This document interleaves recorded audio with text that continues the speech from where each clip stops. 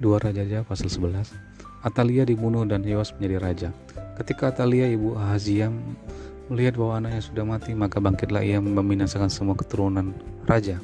Tetapi Yoseba anak perempuan Raja Yoram, saudara perempuan Ahazia, mengambil Yoas bin Ahazia, menculik dia dari tengah-tengah anak-anak raja yang hendak dibunuh itu, memasukkan dia dengan inang penyusunya ke dalam gudang tempat tidur dan menyembunyikan dia terhadap Atalia, sehingga dia tidak dibunuh. Maka tinggallah dia 6 tahun lamanya bersama-sama perempuan itu dengan bersembunyi di rumah Tuhan, sementara Atalia memerintah negeri. Dalam tahun yang ke-7, Yoyada mengundang para kepala pasukan 100 dari orang Kari dan dari pasukan bentara penunggu. Disuruhnyalah mereka datang kepadanya di rumah Tuhan, lalu diikatnya perjanjian dengan mereka dengan menyuruh mereka bersumpah di rumah Tuhan. Kemudian diperlihatkannya lah anak raja itu kepada mereka. Sesudah itu ia memerintahkan kepada mereka, inilah yang harus kamu lakukan. Sepertiga dari kamu yang selesai bertugas pada hari Sabat di sini, tetapi mengawal istana raja.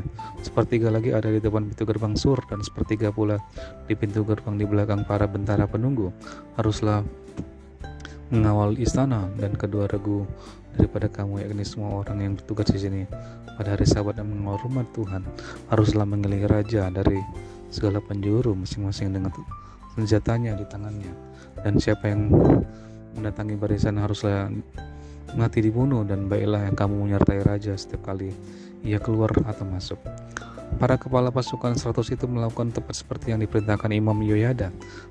Masing-masing mengambil orang-orangnya yang selesai bertugas pada hari Sabat bersama-sama dengan orang-orang yang masuk bertugas pada hari itu. Lalu datanglah mereka kepada Imam Yoyada. Imam memberikan kepada para kepala pasukan 100 itu tombak-tombak dan perisai-perisai kepunyaan Raja Daud yang ada di rumah Tuhan. Kemudian para bentara itu masing-masing dengan senjatanya di tangannya mengambil tempatnya di lambung kanan sampai ke lambung kiri rumah itu dengan mengelilingi mesbah dan rumah itu untuk melindungi raja. Sesudah itu Yoyada membawa anak raja itu keluar mengenakan jejamang kepadanya dan memberikan hukum Allah kepadanya. Mereka menobatkan dia menjadi raja serta mengurapinya, dan sambil bertepuk tangan berserulah mereka, hiduplah raja. Ketika Atalia mendengar suara bentara-bentara penunggu dan rakyat, pergilah ia mendapatkan rakyat itu ke dalam rumah Tuhan. Lalu dilihatnya raja berdiri dekat tiang menurut kebiasaan, sedang para pemimpin dengan para pemegang nafiri ada dekat raja, dan seluruh rakyat negeri bersukaria sambil meniup nafiri. Maka Atalia mengenakan pakaiannya sambil berseru, khianat, khianat. Tetapi Imam Yoyada memerintahkan para kepala pasukan 100, yakni orang-orang yang mengepalai tentara. Katanya kepada mereka, bawalah dia keluar dari barisan. Siapa yang memihak kepadanya, bunuhlah dengan pedang. Sebab tadinya imam itu telah berkata, janganlah ia dibunuh di rumah Tuhan. Lalu mereka menangkap perempuan itu pada waktu ia masuk ke istana raja dengan melalui pintu bagi kuda. Dibunuhlah dia di situ. Kemudian Yoyada mengikat perjanjian antara Tuhan dengan raja dan rakyat, bahwa mereka menjadi umat Tuhan, juga antara raja dengan rakyat. Sesudah itu masuklah seluruh rakyat ke negeri rumah Baal, lalu merobohkannya. Mereka memecahkan sama sekali mesbah-mesbahnya dan patung-patung, dan membunuh Matan imam Baal di depan mesbah-mesbah itu. Kemudian Imam Yoyada mengangkat penjaga-penjaga untuk rumah Tuhan.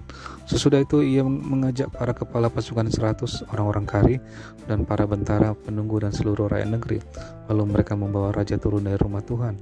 Mereka masuk ke istana raja melalui pintu gerbang para bentara. Kemudian duduklah raja di atas tahta kerajaan. Bersukarialah seluruh rakyat negeri, dan amanlah kota itu setelah Atalia mati dibunuh dengan pedang di istana raja. Ayat 21. Yoas, Raja Yehuda. Yoas berumur 7 tahun pada waktu ia menjadi raja.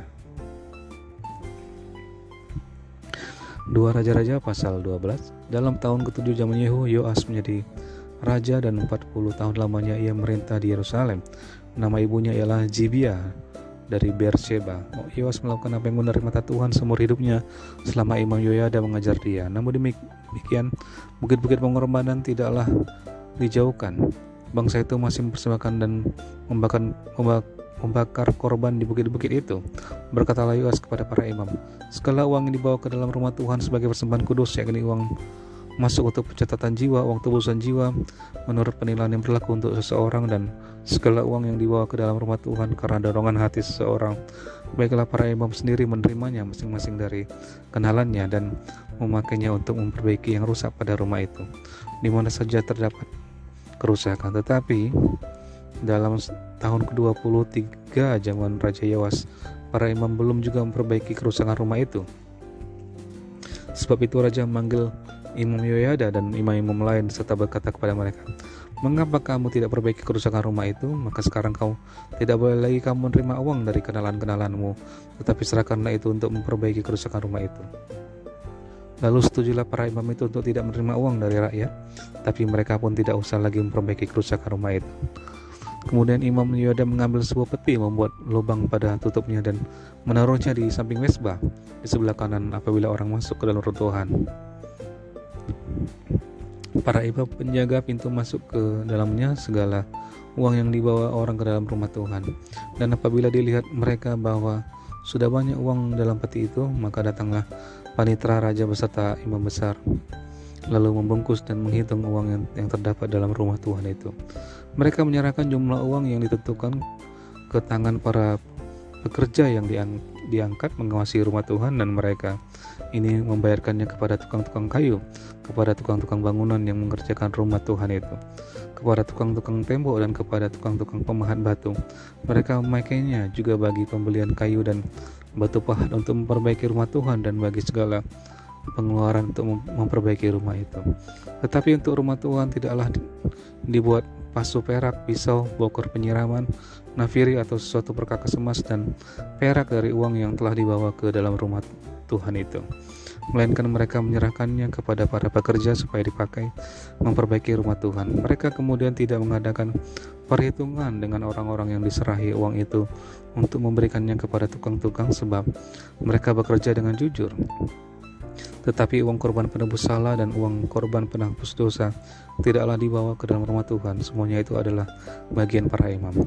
Pada waktu itu majulah Hazael, raja Aram, diperanginyalah Gad dan direbutnya. Kemudian Hazael berniat menyerang Yerusalem, tetapi Yoas raja Yehuda mengambil segala persembahan kudus yang telah dikuduskan oleh para leluhurnya, yakni Yosafat, Yoram, dan Ahazia raja-raja Yehuda, dan persembahan-persembahan kudusnya sendiri, juga segala emas yang terdapat dalam perbendaharaan rumah Tuhan dan istana raja. Dikirimkannya semuanya itu kepada Hazael raja Aram, maka tidak jadi lagi Hazael menyerang Yerusalem.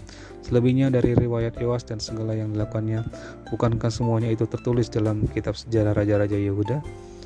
Pegawai-pegawainya bangkit mengadakan persepakatan lalu membunuh Yoas di rumah Milo yang letaknya di penurunan di Kesila. Yosakar anak Simeat dan Yozabat anak Somer ialah pegawai-pegawainya yang bunuh dia, lalu ia dikuburkan di samping nenek moyangnya di kota Daud. Maka Amazia anaknya menjadi raja menggantikan dia.